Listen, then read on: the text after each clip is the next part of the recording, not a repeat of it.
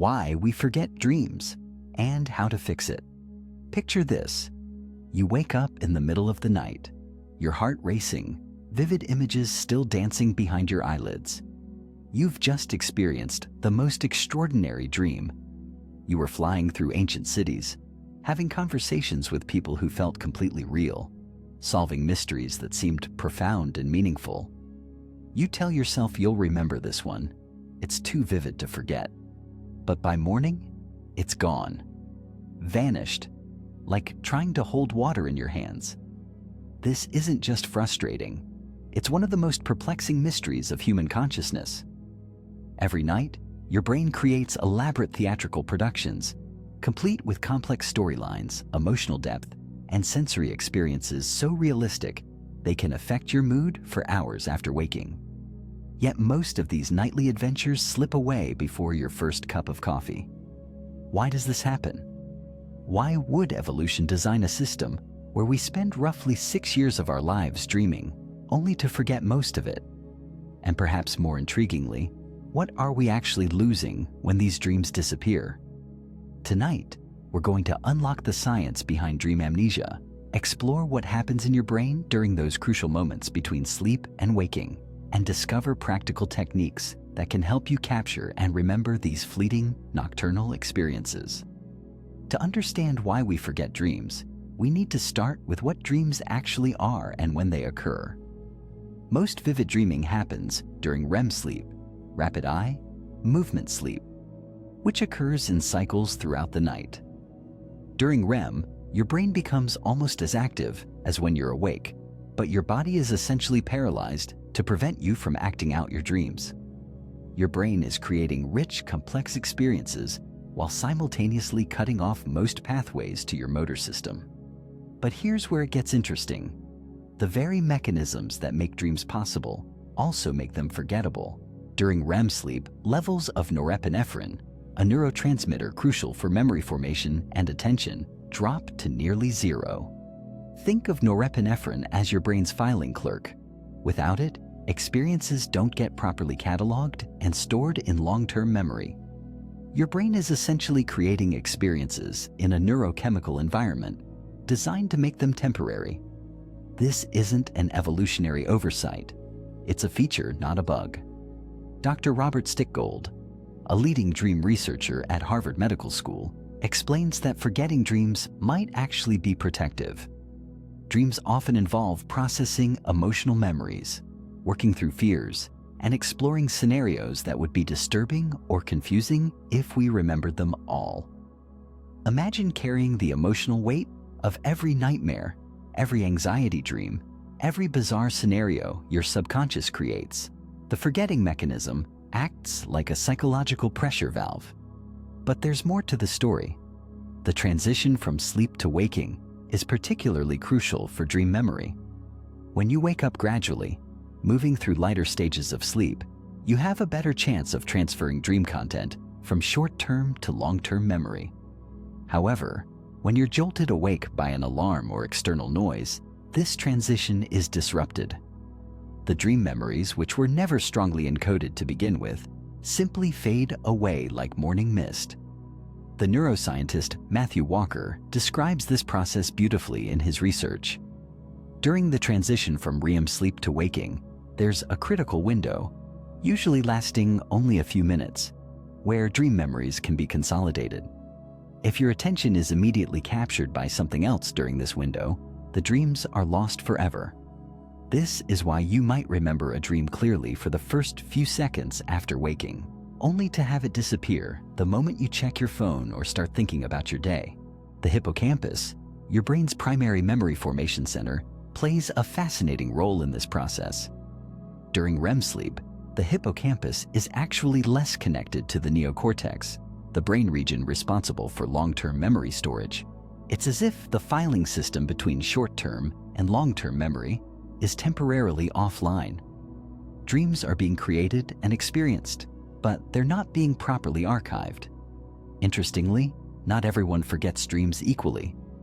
Research has identified several factors that influence dream recall. People who tend to wake up more frequently during the night, called high recallers, remember significantly more dreams than those who sleep through the night consistently. This isn't because they dream more.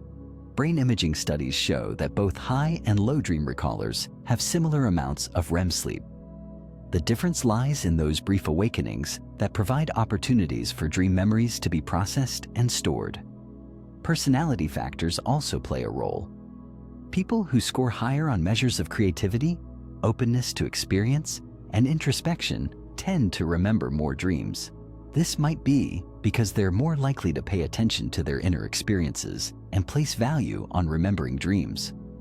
There's also evidence that people who are naturally more reflective and self-aware have stronger connections between brain regions involved in memory and self-reflection, making dream recall easier. The role of sleep quality cannot be overstated.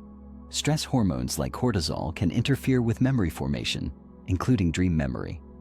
When you're under chronic stress, your brain prioritizes immediate survival concerns over cataloging dream experiences.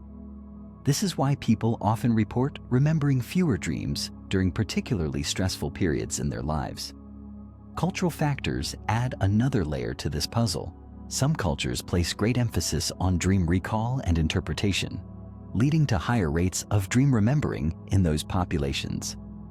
Aboriginal Australians, for example, have a rich tradition of dream sharing and interpretation, and research shows they typically remember more dreams than people from cultures where dreams are considered less significant. Now, let's explore the practical side. How can you improve your dream recall? The techniques that work are based on understanding the neuroscience we've just discussed. First, and most importantly, is intention setting. This might sound mystical, but it's actually grounded in solid psychological research. When you go to bed with the conscious intention to remember your dreams, you're priming your brain to pay attention to dream content. You're essentially telling your subconscious that these experiences are valuable and worth remembering. The most effective technique is keeping a dream journal by your bedside. The key is to write immediately upon waking, before doing anything else. Don't check your phone. Don't get up to use the bathroom. Don't even turn on the light if you can avoid it. Any activity can disrupt the fragile dream memories. Even if you only remember fragments, a color, an emotion, a single image, write it down. Often, recording these small details can trigger the recall of larger dream sequences. Sleep quality optimization is equally important. This means maintaining consistent sleep and wake times, creating a cool, dark sleeping environment, and avoiding screens for at least an hour before bed. The blue light from phones and computers can interfere with REM sleep patterns, reducing both dream intensity and recall. Interestingly, certain supplements and foods can influence dream recall. Vitamin B6, found in fish, poultry, and bananas, has been shown to enhance dream vividness and recall in some studies. This is because B6 is involved in neurotransmitter production, including those that affect REM sleep. However, it's important to note that while these effects are real, they're generally modest and work best in combination with other techniques. The technique of reality checking throughout the day can also improve dream recall. This involves regularly asking yourself, "Am I dreaming?" during waking hours, and performing simple tests like reading text twice or looking at your hands. This practice increases self-awareness and can carry over into dreams, making you more likely to notice and remember dream experiences. Meditation and mindfulness practices have shown remarkable effects on dream recall. Regular meditation strengthens the same neural networks involved in self-awareness and attention that are crucial for dream memory. Studies have found that people who meditate regularly not only remember more dreams, but also report more lucid dreams, dreams where they become aware they're dreaming while still asleep. The timing of when you try to remember dreams matters too. Most people have their longest and most vivid REM periods in the early morning hours, just before natural waking. If you can arrange to wake up without an alarm, allowing your natural sleep cycles to complete, you're much more likely to wake up during or just after a REM period, maximizing your chances of dream recall. Temperature regulation plays a subtle but important role. Your body temperature naturally drops during REM sleep, and sudden temperature changes upon waking can disrupt memory consolidation. This is another reason why gentle, gradual awakening is superior to jarring alarm clocks for dream recall. Some people find that certain sleeping positions influence their dreams and dream recall. While the research on this is limited, some studies suggest that sleeping on your back might increase the likelihood of vivid dreams, though it can also increase the risk of sleep paralysis in susceptible individuals. The practice of dream incubation, consciously trying to dream about specific topics, can also improve overall dream recall. By thinking about a particular question or topic before sleep, you're directing your unconscious mind's attention, which can make dreams feel more meaningful and therefore more memorable. It's worth noting that some medications can significantly impact dream recall. Antidepressants, particularly SSRIs, often suppress REM sleep and can reduce dream frequency and intensity. If you're taking medication and notice changes in your dream patterns, this might be the cause. However, never adjust medication without consulting your healthcare provider. The mystery of why we forget dreams reveals something profound about the nature of consciousness and memory. Our brains are not passive recording devices, but active selective systems that prioritize certain experiences over others. Dreams exist in a unique neurochemical environment designed to facilitate processing and integration rather than storage. Yet this same system that makes dreams forgettable also makes them recoverable. If we understand how to work with our brain's natural processes, the techniques for improving dream recall aren't just about remembering interesting stories from our sleep. Dreams offer a window into our unconscious processing, our emotional lives, and our creative potential. Many of history's greatest scientific discoveries and artistic creations have emerged from dreams, from Kekule's discovery of the benzene ring structure to Paul McCartney's melody for Yesterday.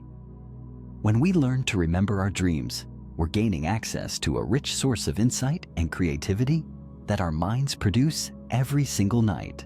Remember that improving dream recall is a gradual process. Like building any new skill, it requires patience and consistent practice. Start with intention setting and dream journaling, maintain good sleep hygiene, and be gentle with yourself as you develop this ability. Your brain has been creating these elaborate nocturnal experiences your entire life. Now you're simply learning to bring them back with you into the waking world. The question we began with, why would evolution create experiences we're designed to forget, now has a more complete answer. We forget dreams not despite their importance, but because of it. And in learning to remember them, we're not fighting against our biology, but working skillfully within it to access one of the most mysterious and creative aspects of human consciousness.